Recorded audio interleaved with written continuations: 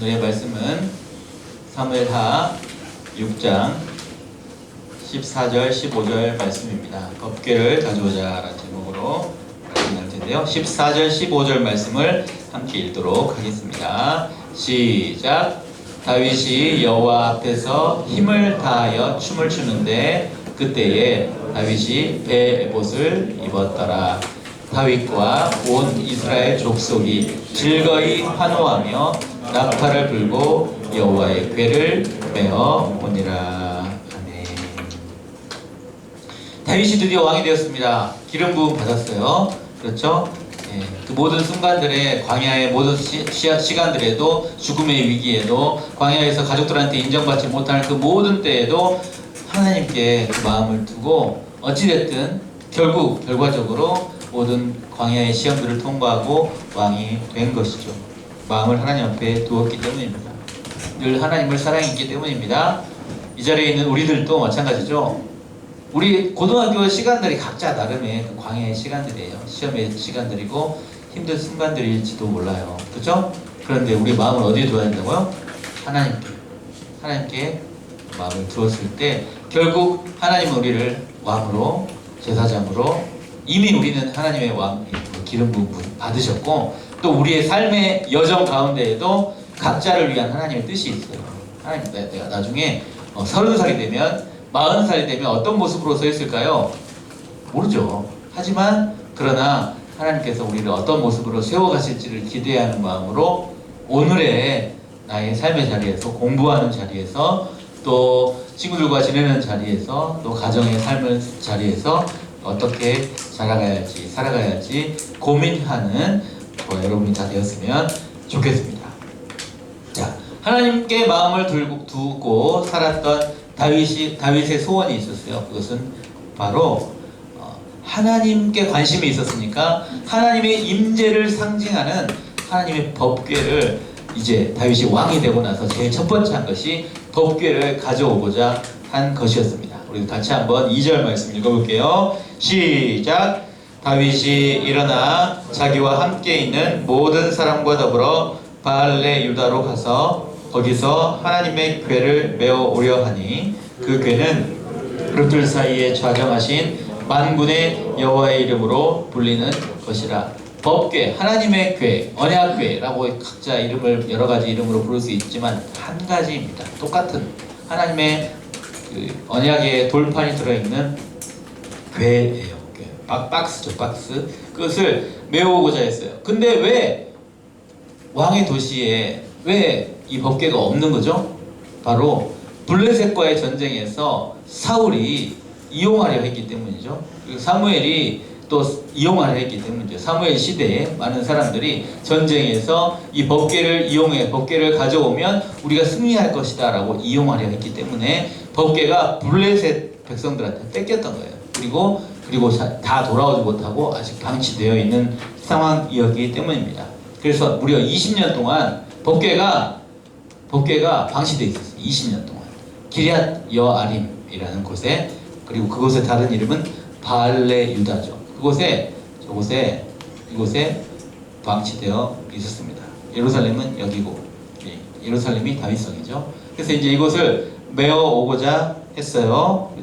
가져와야 되겠다라고 생각을 한 거예요. 왜냐하면 이 법궤야말로 하나님의 임재를 상징하는데 다윗의 마음은 항상 하나님께 있었고 이게 20년 동안 방치되어 있었는데 이제 다윗이 왕이 된 거죠. 왕이 되었으니 제일 첫 번째로 법궤를 메어오고자 했어요. 그래서 준비한 것이 있습니다. 딱 두 가지. 가장 좋은 새 브랜드 뉴 새거, 아주 그냥 좋은 수레를 준비한 거예요. 수레. 최고급 승용차라고 뭐라고 해야 되나? 리무진처럼 이렇게 모셔오려고 준비를 한 거예요.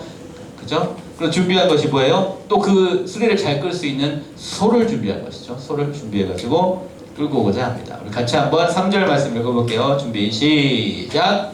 그들이 하나님의 궤를 새 수레에 싣고 산에 있는 아비나답의 집에서 나오는데 아비나답의 아들 우사와 아효가 그 새 수레를 모니라. 가장 좋은 아마 당시에 제일 최고로 좋은 수레를 준비했을 거예요. 그죠? 그리고 그 수레를 끌어야 할 소까지, 그죠? 준비를 해서 정성스럽게 대열을 준비하고 있는 거예요. 그래서 앞뒤에 그 집에 있었던 기럇 여아림의 아비나답의 집에 있는, 그리고 첫째 아들, 둘째 아들 우사와 아효까지 같이 이 법궤를 메어오고자 준비하고 있는 거예요. 그쵸? 아비나답의 집에서 나오는데 우사와 아효가, 아효는 앞에, 법궤 앞에, 그리고 우사는 뒤에 나가게 되는 거죠. 쭉 이렇게 대열 씌어서 대열로 출발해서 하나님 앞에 나오려고 할 때, 그때 다윗과 백성들은 뭐 했을까요? 다윗과 백성들은 이렇게 했습니다. 모든 악기와 온갖 것들을 준비해서 하나님 앞에 연주하고 있는 거죠. 이제 드디어 이 하나님의 임재를 상징하는 여호와의 법궤가 우리 백성의 수도 가운데 이 다윗성으로 들어오는구나 라고 말하면서 찬양하며 춤추며 뒤에 이제 법궤를 끌고 오는 거죠. 뒤에 수레가 있죠. 이렇게 오는데 정말 그 백성의 큰 일이었고 정말 중요한 일이었어요. 그죠? 같이 찬양하면서 예배하면서 그렇게 나오려고 했는데 어떤 일이 일어났다고요? 큰 일이 일어났어요. 어떤 큰 일이 일어났을까요?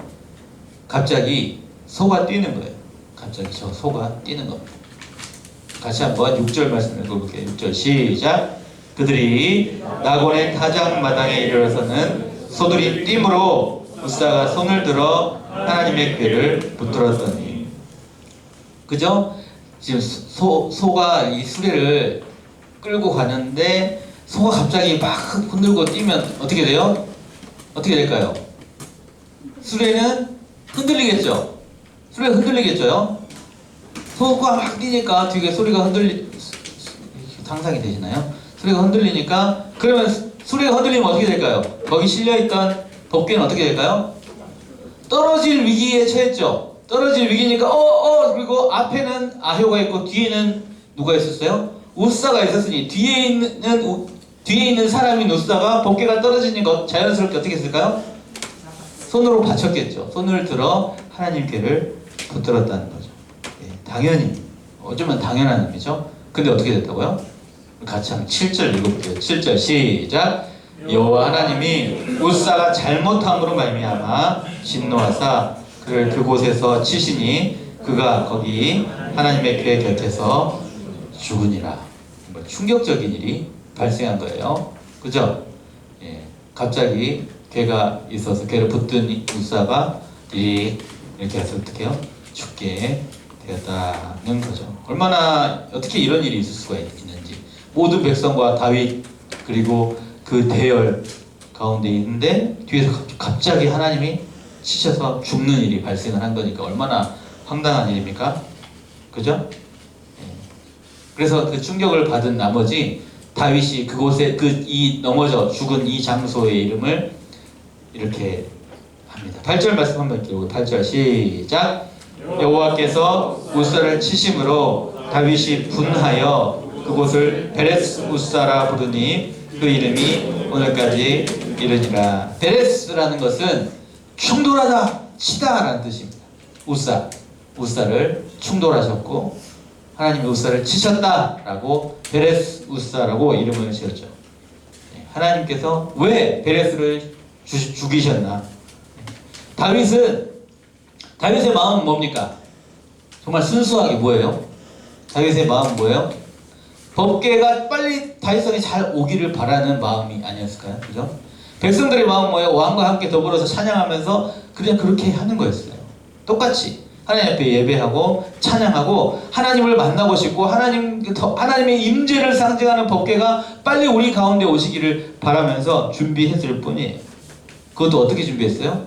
최선으로, 최고로 가장 좋은 수레를 준비하고, 오늘은 진짜 가장 좋은 승용차를 승용차 아니고 리무진이라고 했죠? 리무진을 이렇게 준비하고, 진짜 가장 왕으로서 좀 준비하는 왕의 행렬이니까, 그죠? 법궤를 모셔오는 행렬이 얼마나 삐까번쩍했겠어요? 의리의리했겠어요? 진짜 좋은 것 준비를 다 했는데 하나님은 그걸 기뻐하셨다 안 하셨다? 하시지 않으셨다는 거죠. 하나님이 바라시는 것은 그렇게 멋지고 의리의리하고 편리하고 가장 좋은 것을 준비하는 것이 아니었어요. 하나님이 바라시는 건 뭐예요? 말씀에 순종하는 거예요. 어떤 말씀이냐? 법궤를 옮기는 방법이 정해져 있었다는 거죠.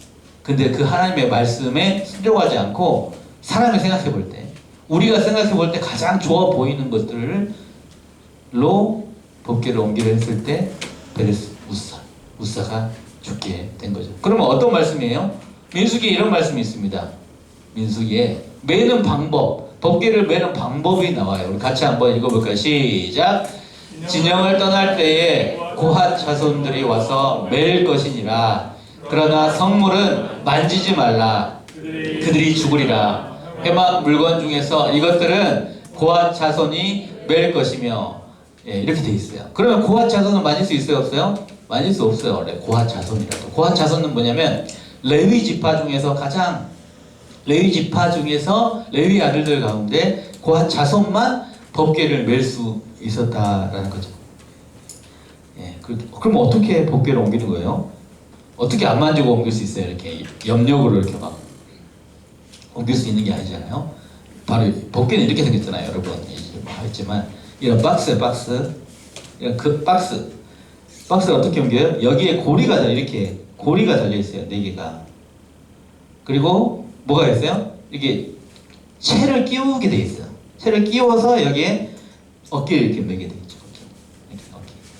그러니까 이 박스는 못 만지게 돼 있는 거예요.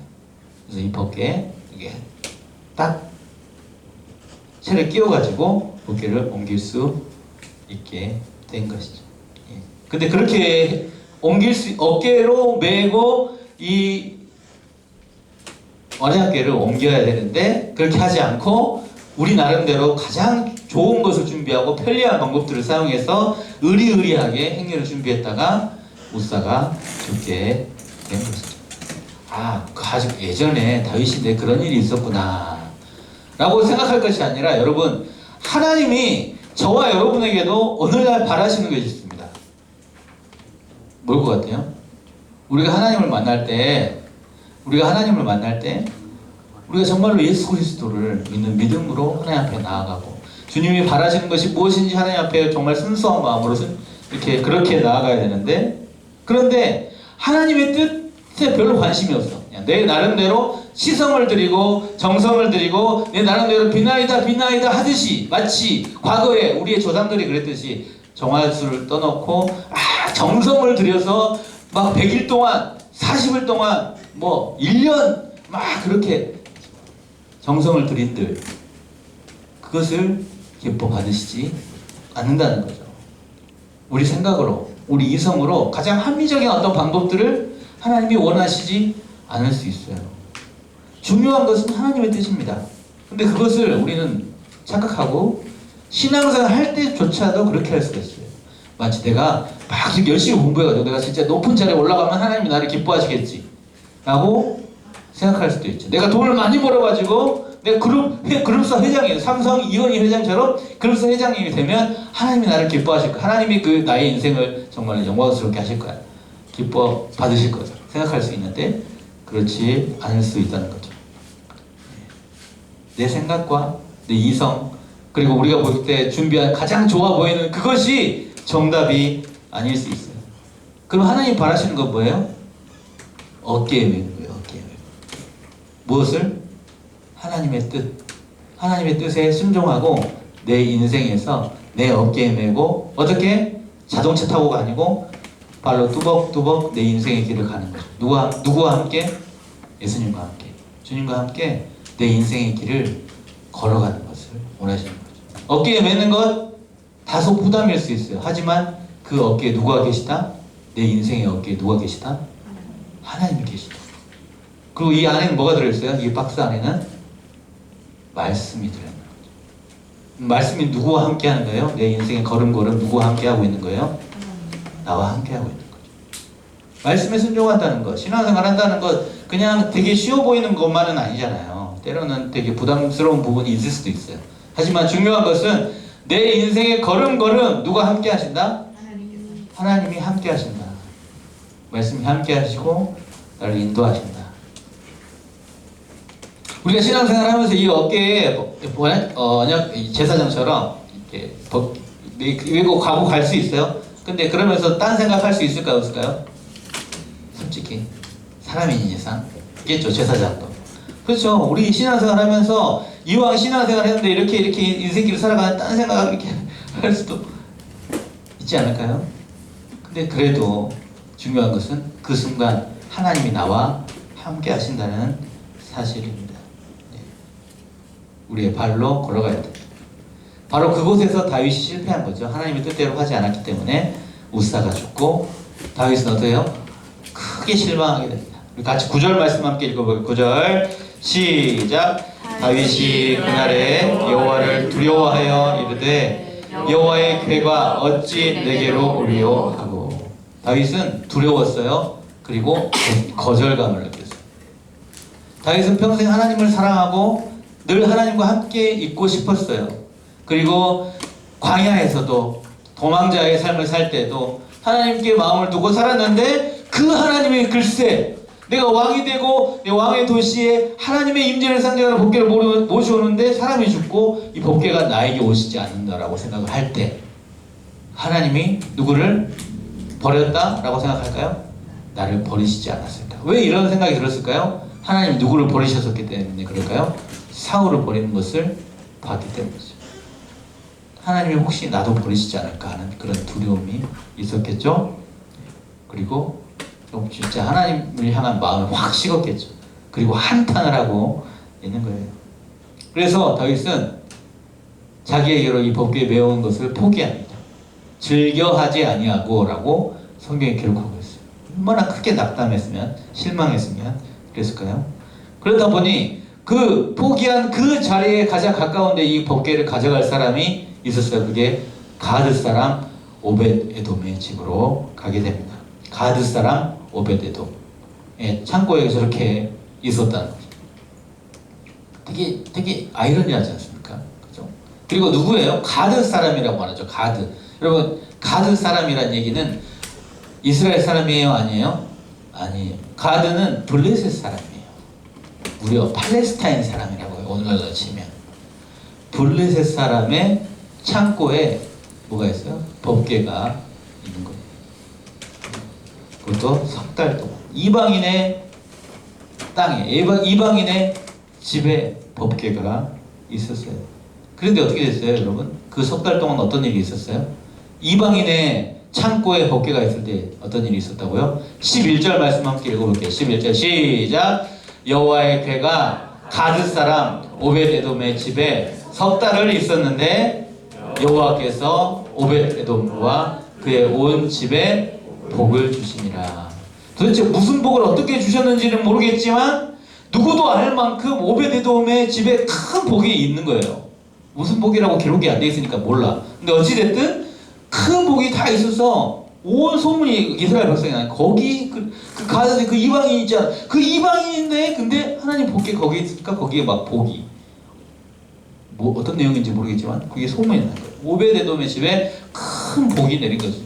이방인에 하나님이 함께 하시는 복이 있었던 거예요. 그죠? 물론 성경에 막 이방인이라고 이렇게 그 사실 하나님의 뜻은 그게 아니잖아요. 근데 이스라엘 백성들은 자기들만 이렇게 서민의식을 가지고 복 받는다고 생각했는데 가드 사람 저 이방인에게 우리 어떤 그 전에 아마 원수였지만 다윗 시대에 팽창을 해가지고 블레셋도 다스리고 그랬거든요. 그러니까 다윗의 치하에 있는 이방인이었겠죠. 그죠? 예. 근데 그에게 하나님이 복을 주셨어요. 그리고 그게 소문이 다 나가지고 이런 소문이 들린 거예요. 다윗에게까지 소문이 들렸어요. 어떤 사람이 다윗 왕에게 아뢰어서 말합니다. 그때 그 하나님의 괴로 말미암아 오벳에돔의 집에 복을 주셨다라고 다윗에게도 들린 거예요. 이게 중요합니다. 이게 이제 여기서부터가 중요해요. 다윗은 크게 실망하고 낙담하고 자기 때문에 자기 어떤 그런 바람 때문에 어떤 사람이 죽고 하나님이 나를 버린 것 아닐까라는 진짜 큰 실망, 큰 어떤 실패 이후에 오벳에돔의 집에 하나님께서 복 주셨다라는 이 정말 어떤 소식, 그 소식을 듣고 나서의 다윗의 반응. 이게 그냥 성경은 봐보세요. 다윗이 가서 다시 이렇게 메고 올라왔다라고 말하지만 이게 쉬운 이 사이가 참 쉬운 여기서부터 여기까지가 이 소식을 듣고 다시 결정을 하고 다시 이 법궤를 메어오려고 결정하는 그 사이가 쉬운 게 아니라고요, 여러분. 그렇지 않습니까? 뭔가 내가 크게 되었어. 이 사람한테 크게 되었다고요. 근데 그 사람한테 다시 가가지고 그 관계를 회복하기가 쉬워요? 어려워요? 어려워요. 내가 이거는 크게 실패했어. 이건 내가 가면 100% 실패했어. 그리고 무려 하나님이 나를 버리고 같았단 말이죠. 근데 그것을 내가 다시 할 때 하나님이 또 나를 버리시지 않을까라는 두려움이 있었겠죠. 하나님은 오베데돔이니까 복을 주셨을 수 있지. 근데 내가 다시 가면 어떻게 할까? 라는 그런 두려움이 있을 때. 여기가 이게 진짜 중요한 거죠. 우리 인생에 이런 일들이 있다니까요. 항상 우리가 승승장구합니까? 항상 잘 돼요? 인생이 그렇지 않아요, 여러분. 때로는 크고 작은 어려움들이 닥쳐오고 실패가 찾아올 때가 있을 거예요. 근데 중요한 것은 바로 실패할 때, 안 될 때, 뭔가 진짜 아무 리도 안 되는 것 같을 때, 그때가 중요하죠. 그때 그곳에 이 소식이 들려왔을 때 하나님이 오베데돔을 버리지 않냐, 혹시 그런 기회를 주실 것 같은 그런 소식이 들려왔을 때 그것을 다윗이 믿음으로 받고 다시 시도했다는 것이, 이게 정말 저의 관점으로 볼 때 이게 정말 대단한 것 같거든요. 사람이 죽어나고 완전 하나님 나를 그 백성들 앞에서 완전 찌부를 시켜버린 것 같았을 때, 제 자존심도 상하고 실패한 것 같고 하나님도 버리고 이제 혹시 자기도 사울처럼 버림받을 것 같은 바로 그때 하나님이 그 오베데돔의 집에 복을 주셨다는 소식을 듣고 다윗이 다시 결정하고 시도할 수 있었다는 거, 나는 이게 진짜 정말 대단하다고 생각이 듭니다. 복음은 그런 겁니다. 복음은요, 실패한 자리에 다시 일어설 수 있도록 하는 게 복음이에요. 복음은 우리 인생의 가운데 수없이 찾아오는 실패 이후에 계속 낙담해 있도록 하는 게 아니라 다시 주님 앞에서 일어날 수 있도록 하는 것이 복음이죠. 다윗에게는 이 오베데돔의 집에 복을 주셨다는 소식이 복음이었어요. 다시 하나님과 가까워질 수 있지 않을까 하는 그런 소식이죠. 그래서 무너지지 않고 다시 한번 하나님 앞에 기회를 얻습니다. 두려워하고 낙담하게 있는 그 자리에서 일어나서 다시 새 마음으로 하나님 앞에 나아갈 수 있었던 거죠.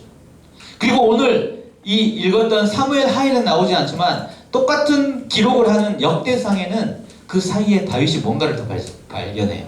뭐냐면, 우리가 과거에 우사가 죽을 수밖에 없었던 이유가 우리가 하나님이 원하시는 대로, 하나님이 원하는 방법대로 법궤를 메워오지 않아서였구나 라고 그 말씀을 발견하게 되는 거죠. 그럼 이번에는 말씀대로 순종해야지 라고 결단을 하고, 이제 다시 다윗이 가서 온 백성과 함께 이번에는 어떻게? 원래 방법대로 어떻게? 제사장들이 어깨에 메고 출발합니다. 근데 성경에 되게 재밌는 표현이 있어요. 한번 같이 봐보세요. 13절 한번 읽어볼게요. 시작! 여호와의 궤를 맨 사람들이 6걸음을 가매 다윗이 소와 살찐 송아지로 제사를 드리고. 6걸음을 가매. 전 여기서 되게 은혜를 받았습니다. 왜 그런 줄 아세요? 법궤를 메고 조심스럽게 또 죽어날 것 같은 그 지금 트라우마처럼 있는 그래서 조심스럽게 6걸음을 가는 그 모습을 상상해 보세요. 하나님이 또 여기서 누군가 한번 치셔가지고 하나님 나를 버리실 것 같은 정말 조심스러운 그 6걸음. 자, 간다! 하가지고 이제 출발하는 거예요. 겨우 한번 진짜 시작해보는 거죠. 만에 하나 진짜 하나님 은혜를 주셔가지고 진짜 법궤를 잘 모셔올 수 있기를 바라면서, 간절히 바라면서 제사장이 6걸음을 가는 거예요. 근데 아무 일이 없었어요? 없었어요. 그때 다윗의 안도, 감사, 그래서 여기서 그 자리에서 만세를 부르며 하나님 앞에 예배를 드린 거죠. 바로 그 자리에서 6걸음을 간 바로 그 자리에서 예배를 드린 이후에, 감사의 예배를 드리고 난 이후에 이제 다시 이 행렬이 시작합니다. 춤추면서 그 유명한 이 찬양이 나온 거죠. 오늘 우리 찬양팀 찬양했잖아요. 다윗처럼 춤을 추면서 전심으로 주를 즐거워하라. 이게 복합적인 하나님이 나를 버리신 줄 알았는데 버리시지 않고 다시 우리 백성들에게 오시는구나. 이 임재를 상징한다고 하잖아요. 이 법궤가 그냥 박스가 아니고, 그죠? 그게 우리 백성이 오시는구나 라고 말하는 진짜 배의 모습 있고, 여호와 앞에서 어떻게 힘을 다하여 춤을 춘다고 말하죠. 힘을 다하여. 다시 하나님이 새로운 기회를 나에게 주셔서 다시 복음 앞에 나아올 수 있도록, 하나님 앞에 나아올 수 있도록 하셨구나. 하나님 나를 버리신 게 아니구나. 하나님 나와 함께 하시는구나 라고 진짜 인정하면서 다시 하나님 앞에 나오죠. 기쁨은 회복하고 찬양을 회복하고 예배를 회복하고 있는 거죠. 이렇게 춤추면서 하나님 앞에 나옵니다. 온 이스라엘 백성들이 다 같이, 왕부터 이스라엘 백성들이 자, 하나님이 우리에게 오신다. 자, 하나님이 우리와 함께 하신다라고 하나님 앞에 진짜 즐거워하면서 나팔을 불고 춤을 추고 여호와의 궤를 외우는 거예요. 온 행여들이, 백성들이 그냥 뭐 한두 명 오니까 뭐 10명, 100명 정도 수준이 아니잖아요. 온 이스라엘 백성들이 같이 이 행렬에 참여하고 있는 거죠. 춤추면서 예배하면서 모두가 다 즐거워하고 기뻐하며 춤추고 있는 거예요. 그렇죠? 그때 다윗이 예배한 바로 그곳에 이제 법궤를 안치하게 됩니다. 17절 말씀 함께 읽어볼게요. 17절 시작. 여호와의 궤를 메고 들어가서 다윗이 그것을 위하여 친 장막 그 둠에 다윗이 번제와 화목제를 여호와 앞에 드리니라. 아멘. 이렇게 자리를 두고 하나님 앞에 예배하고 있는 모습, 그렇죠? 그리고 그냥 이 기쁜 소식에 그냥 그냥 우리 가자, 우리 하늘 마셔서 가자 하지 않고 다윗 왕이 되게 재밌는 행동이 있습니다. 함께한 모든 백성들에게 준 것이 있었어요. 뭐예요? 떡 1개, 고기 1조각, 건포도 떡 1성이씩을 다 나눠줬어요. 온 백성들에게 간식을 나눠줬어요. 이 간식은 되게 의미가 있죠. 왜냐하면 이스라엘 백성들의 광야 가운데 하나님이 만나 떡을 주시고 메추라기 고기를 주셨던 그런 장면이 생각이 나요. 그리고 예수님이 제자들과 함께 더불어서 떡을 나누시고 물고기를 나누셨던 그런 장면이 떠올라요. 그리고 또 제자들과 함께 둘러앉아서 또 이 받아 먹으라, 이것은 내 살이요 이것은 내 피다 라고 말했던 성만찬이 떠올라요. 예수님의 그런 은혜를 상징하고 공동체가 하나님 앞에 나오는 복음을 상징하죠. 그렇게 하나님의 공동체가 회복이 되는 장면이에요. 이 장면. 하나님의 나라, 하나님이 임하시고 하나님 백성들이 함께하고 삶을 나누고 먹는 것을 나누는 그런 장면.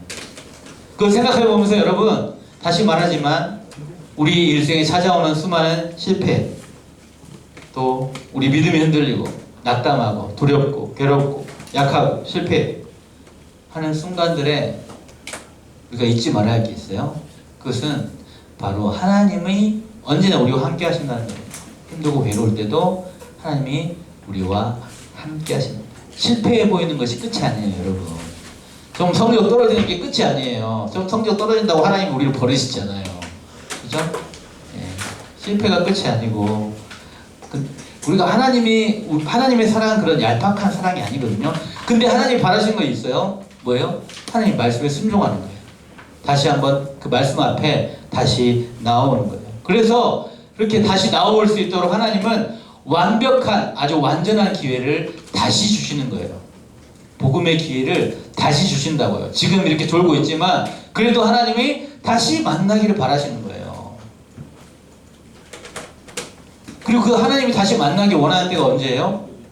지금이에요. 지금.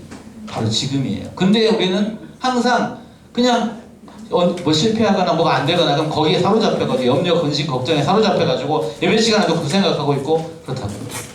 근데 하나님 바라는 것은 다시 하나님 원하신 게 뭔지 생각하면서 이 찬양의 기쁨을, 예배의 즐거움을 회복하기를 바라시는 거죠. 나는 주님 앞에 어떻게 반응하고 있는가 한번 곰곰이 생각해 보았으면 좋겠습니다.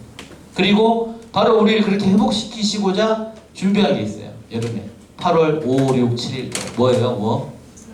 수련회. 누구를 위해서다? 나를 위해서.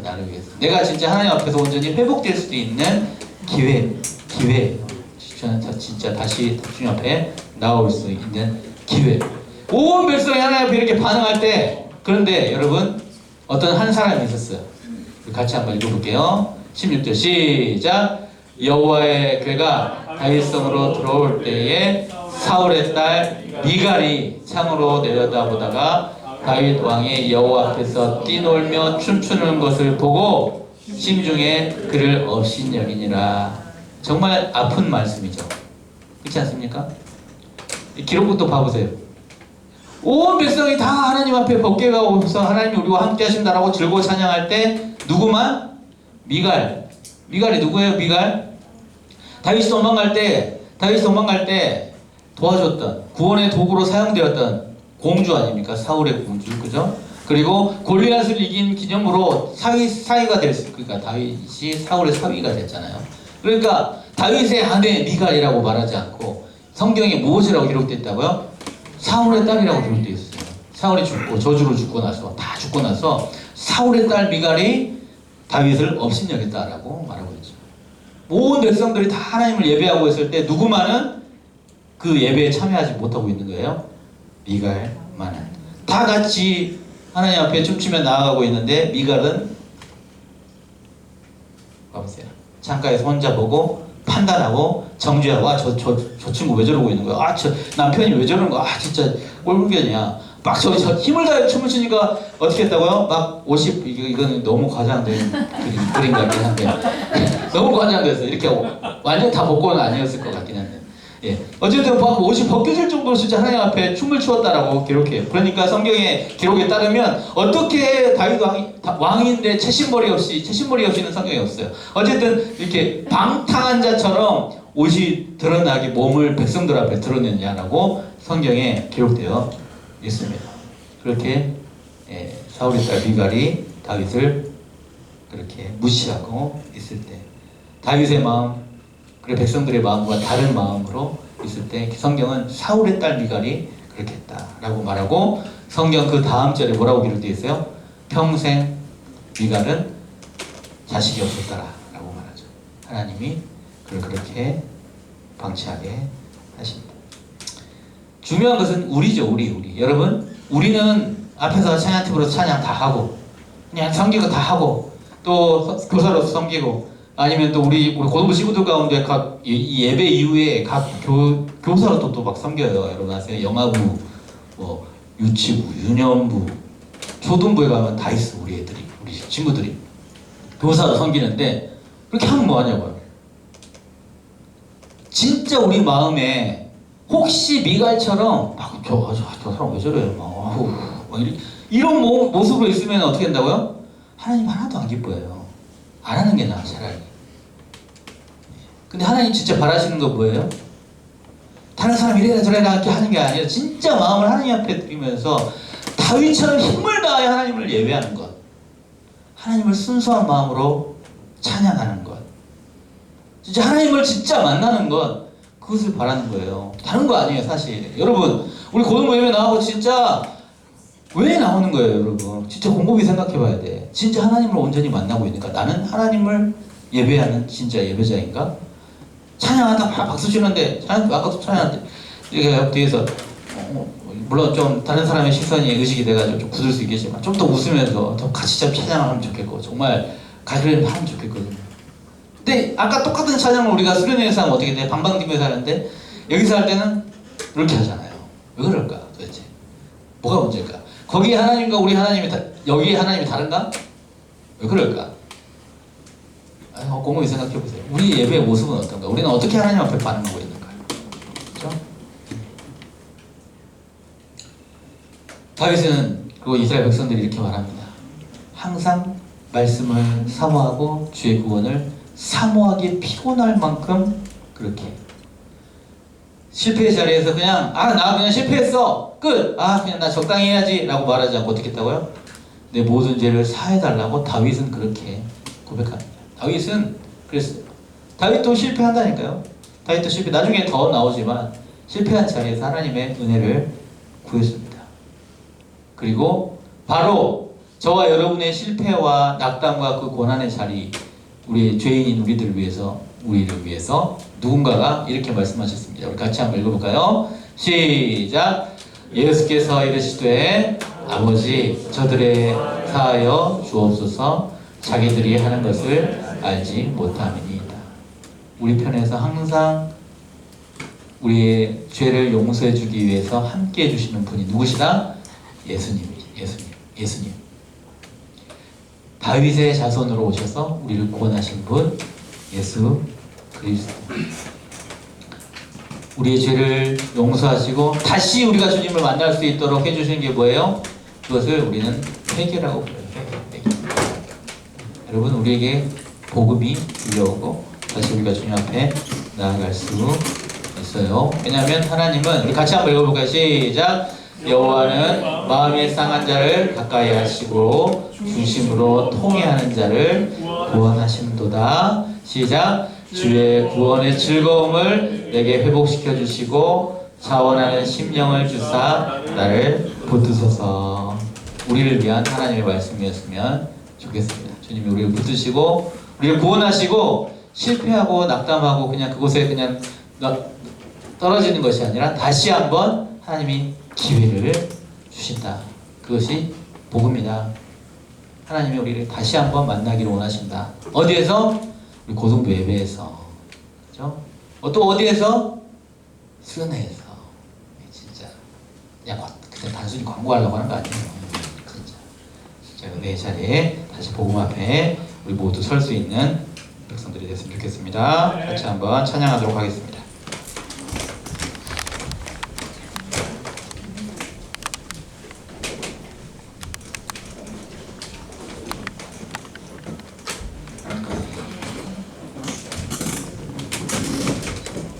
우리 인생의 어려운 것들을 생각해 보면서 언제나 우리와 함께 하시고 다시 기회 주시는 하나님 앞에 나아갔으면 좋겠습니다. 찬양하겠습니다.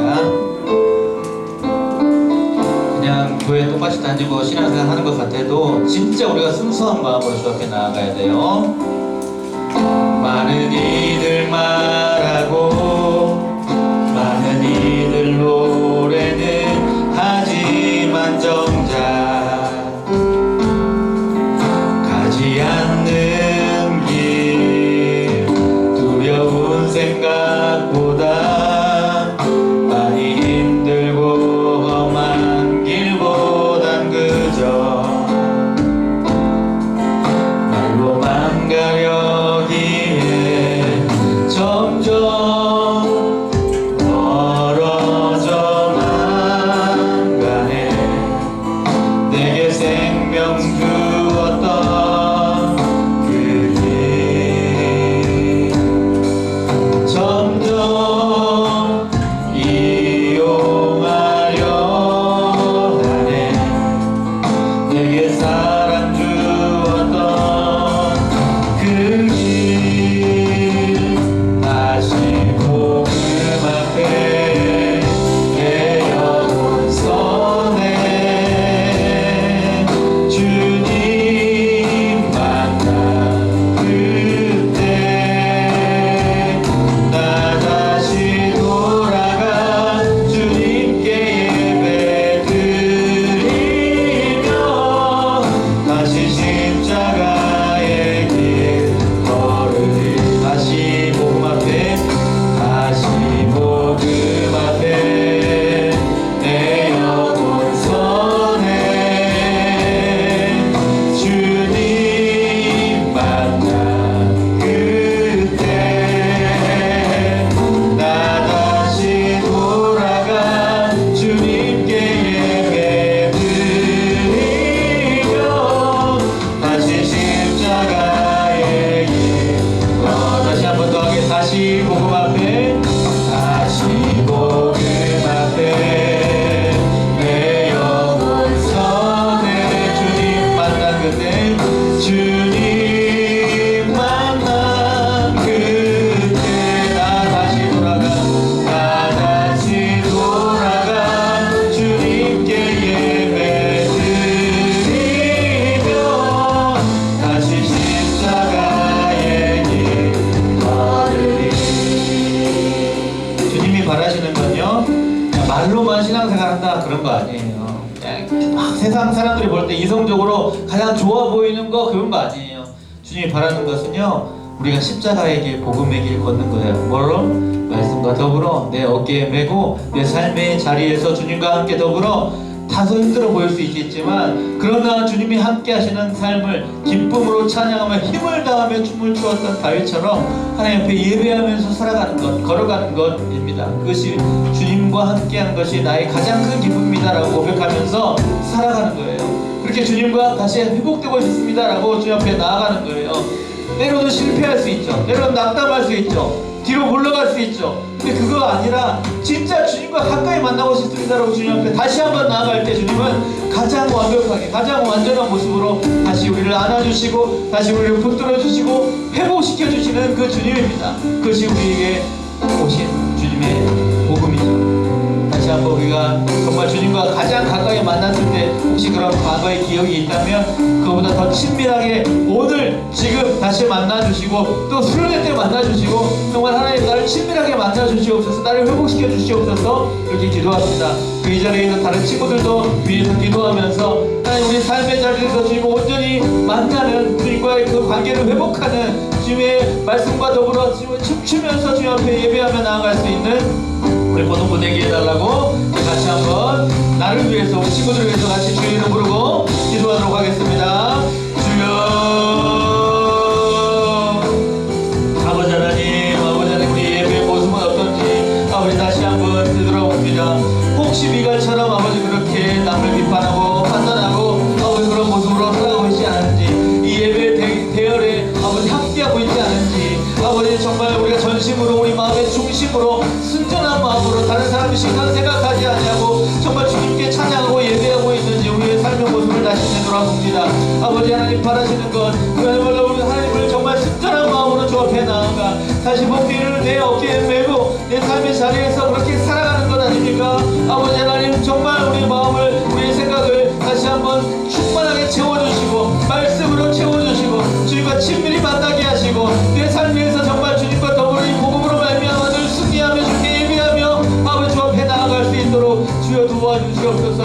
바로나 오로나 치우치지 아니하고 세상 것들의 염려와 근심과 걱정들에 모든 두려움에 우리 마음을 빼앗기지 아니하고 주님을 향한 사랑과 주님을 향한 아버지의 그 놀라운 아버지의 그 기쁨으로 말미암아 춤추면서 우리의 삶의 자리에 내 공부하는 자리에 우리 가정에 아버지 내 직장에 아버지 그렇게 내 아버지 모든 그 공동체와 나의 모든 미래를 향해 한 걸음씩 주의 말씀 가지고 뚜벅뚜벅 걸어갈 수 있는 하나님의 사람들 될 수 있도록 주여 주장하여 주시고 이 자리에 있는 모든 이들의 미래와 우리 모든 삶의 자리들이 아버지 하나님 언제나 함께 하시고 우리를 회복시키시고 언제나 우리에게 복 주시는 정말 놀라운 하나님의 은혜의 순간들이 모든 장소들이 모든 관계들이 될 수 있도록 함께 하여 주시므로 하나님 앞에 예배하는 전심으로 주님을 사랑하는 아버지 모든 자리에서 주님을 충만히 경험하는 주의 백성들 될 수 있도록 아버지 함께하여 주시옵소서.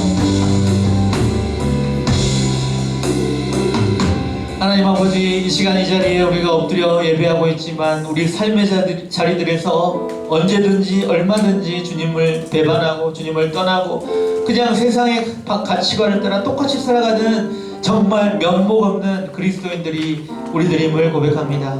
그럼에도 불구하고 십자가 복음으로 그 보혈의 능력으로 다시 한번 이 아침에 우리를 만나기 원하시고 우리를 회복시키시기 원하시고 우리의 관계를 회복하기 원하시고 다시 만나주시고 우리에게 완벽한 기회로 주님과의 관계를 회복하기 원하시는 그 주님의 초청 앞에 다시 한번 반응하는 주의 백성들 될 수 있도록 인도하여 주시옵소서. 주님을 찬양할 기회에 다윗처럼 전심으로 찬양하게 하여 주시고 주님께 기도할 수 있는 기회에 마음 다해 기도하게 하여 주시고 주님의 말씀 듣는 자리에 하나님의 말씀으로 마음에 깊게 받아 그 말씀을 내 마음에 품고 우리 삶의 자리, 가정에, 직장에, 학교에 그렇게 나아갈 수 있도록 아버지 우리 모두에게 은혜를 더하여 주시옵소서. 시험 기간 중입니다. 지치고 힘든 친구들 또 시험 다 보느라고 다 시험 끝난 친구들까지 아버지 그냥 시험 끝났으니까 세상을 향해 가자 즐겁게 놀자 그런 것보다 더 정말 전심으로 이 올 여름 수련회를 준비하며 같이 기도로 함께하며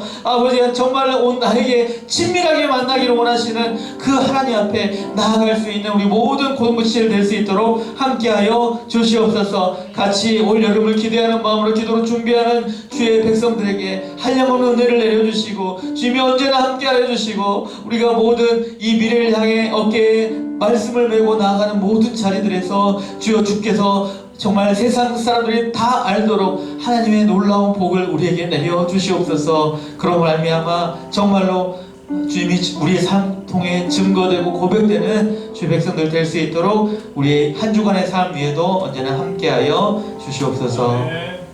이제는 임마누엘 하시고 언제나 우리를 버리지 아니하시고 새로운 기회를 주시는 예수 그리스도의 은혜와 놀라우신 하나님의 사랑과 성령의 교통하심이 주의 말씀을 내 어깨에 메고 때론 실패하고 또 고난당하고 또 주님을 잊어버릴 때가 많지만 그럼에도 불구하고 다시 복음 앞에 나와 말씀을 붙들고 주님과 동행하기를 소원하는 하나님의 모든 백성들 머리 위에 우리 일주일의 삶 위에 또 남은 시험의 순간들 위에 이제부터 영혼까지 함께 있을지어다. 아멘.